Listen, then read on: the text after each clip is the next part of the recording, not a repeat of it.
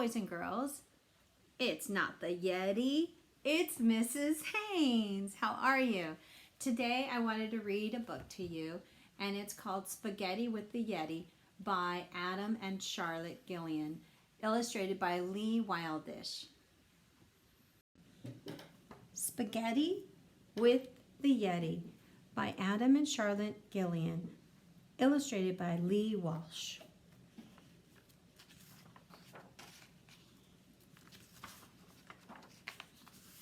A boy called George had an excellent plan to go and discover the Yeti. He put in his backpack a warm woolly hat, a map, and a tin full of spaghetti. Slowly, George climbed up the steep mountain path in search of the mythical beast when he stumbled straight into a monster who was eating a scrumptious feast. "Hooray!" shouted George. "I knew you'd be here. I'm sure that you must be the Yeti." The monster stood up with a furious gaze. "Are you crazy? My name is Betty." "Oh, sorry, Betty," said George with a smile, "but I'm taking the Yeti some lunch." "In that case, you'll need to want to take some of these bones, for the Yeti likes food with a crunch." So George climbed up the steep mountain path to track down the hideaway brute.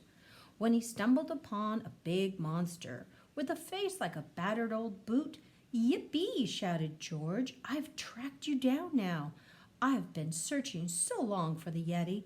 The monster glared down with the angriest growl. "How insulting! My name is Hetty." "Oh, so sorry, Hetty," said George with a sigh, "but I'm taking the Yeti a treat. In that case, you'll want to take one of these goats, for the Yeti likes goats with food with a bleat." So George trudged on up the steep mountain path, dragging the goat by her tail, when he spotted a shape in the distance and heard the most bone-chilling wail. "Hooray!" shouted George. "At last, it is you. I've been looking so hard for the Yeti." The monster looked down with a horrible howl.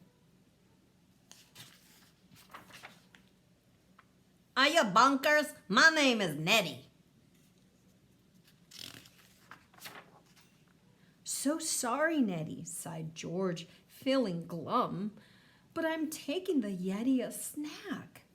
"In that case, you'll want to take some lobsters and crabs, for that Yeti likes food he can crack." So George plodded up on the steep mountain path. The difficult climb made him puff. Exhausted, he threw himself down to the ground. "That's it," he cried. "I've had enough." As George sat hopelessly, his head in his hands, a shadow fell over the place. He felt something hairy, a prod in the back, and then turned and peered up at a face. "I've found you!" cried George with a big happy grin, and he shouted all of his gifts to the Yeti. But the monster looked at the crab and goat and said, "Sorry, I just eat spaghetti." "I knew it!" said George with a whoop of delight, and he opened the battered old tin.